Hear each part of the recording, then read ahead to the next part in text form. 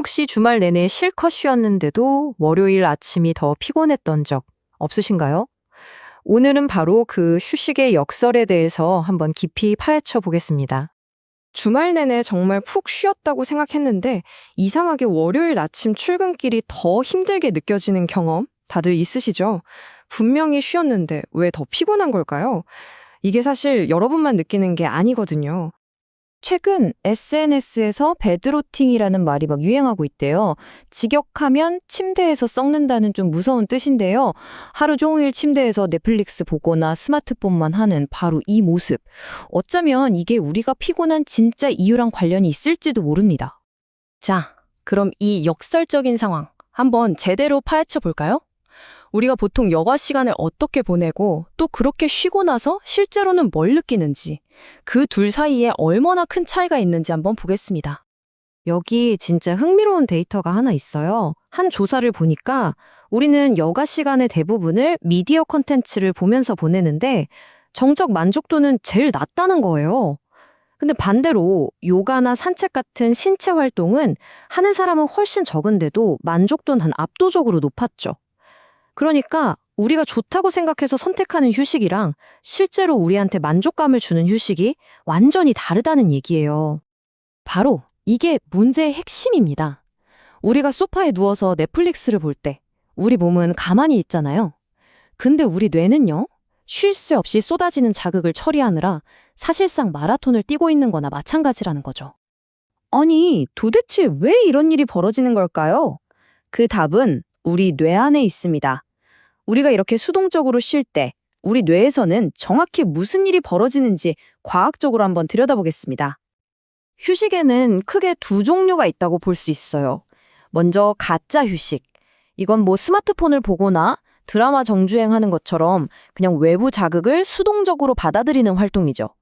반면에 진짜 휴식은요, 산책이나 명상처럼 의도적으로 뇌한테 쉴 틈을 주는 거예요. 핵심은 뇌에 걸리는 과부하를 멈추는 거. 바로 이겁니다. 여기서 디폴트 모드 네트워크, 줄여서 DMN이라는 아주 중요한 개념이 나옵니다. 이게 뭐냐면요, 쉽게 말해서 우리 뇌가 아무것도 안 하고 멍 때릴 때 켜지는 기본 설정 같은 거예요. 이 DMN이 켜져야만 뇌가 알아서 과거 기억도 정리하고 미래 계획도 세우고 창의적인 아이디어도 막 떠올리는 거죠. 말하자면 뇌의 자체 유지보수 시스템이라고 할 수 있어요. 근데 바로 여기서 문제가 생깁니다. 우리가 끝도 없이 SNS를 스크롤하고 영상을 계속 보잖아요. 그럼 그 디지털 소음이 이 DMN이 일하는 걸 딱 막아버리는 거예요. 뇌는 재정비할 시간을 완전히 뺏기고 오히려 계속 정보를 처리하느라 에너지를 막 써버리는 거죠. 이게 바로 우리가 분명 쉬었는데도 더 피곤한 진짜 이유입니다. 한 연구 결과가 이 문제를 정말 적나라하게 보여주는데요. 참가자들한테 딱 2주만 디지털 기기 없이 살아보라고 했더니 무려 75%가 실패했대요. 와, 우리를 피곤하게 만드는 바로 그것에 우리가 얼마나 깊이 빠져 있는지 보여주는 좀 충격적인 수치죠. 자, 그럼 이 악순환을 어떻게 끊을 수 있을까요? 다행히 해결책이 있습니다. 과학적으로도 증명된 진짜 회복의 열쇠, 바로 능동적 휴식입니다.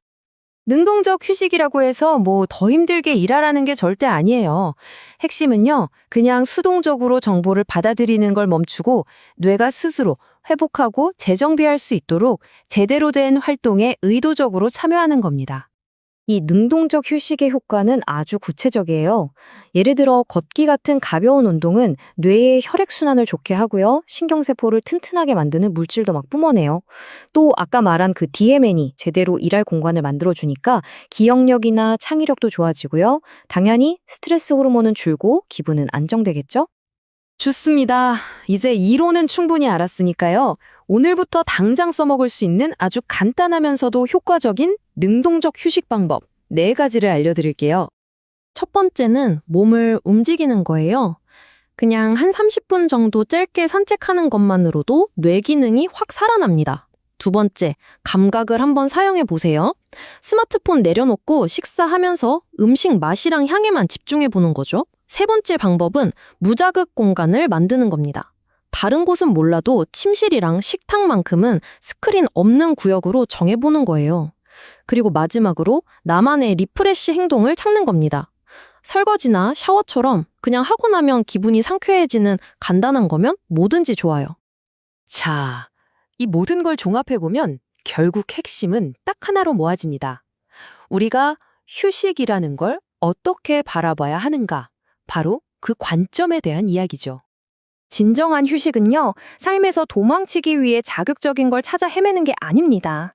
오히려 시끄러운 외부 자극을 잠시 끄고 내 자신의 생각과 감각으로 돌아와서 스스로와 다시 연결되는 시간. 바로 그게 진짜 휴식이라는 거죠. 이 이야기가 여러분의 휴식을 한번 되돌아보는 계기가 됐으면 좋겠습니다. 마지막으로 질문 하나 드릴게요. 이번 주에 여러분의 가짜 휴식 습관 하나를 어떤 진짜 휴식 활동으로 한번 바꿔보시겠어요? 그 작은 변화 하나가 여러분의 다음 주 월요일을 그리고 여러분의 에너지 레벨을 완전히 다르게 만들어줄지도 모릅니다.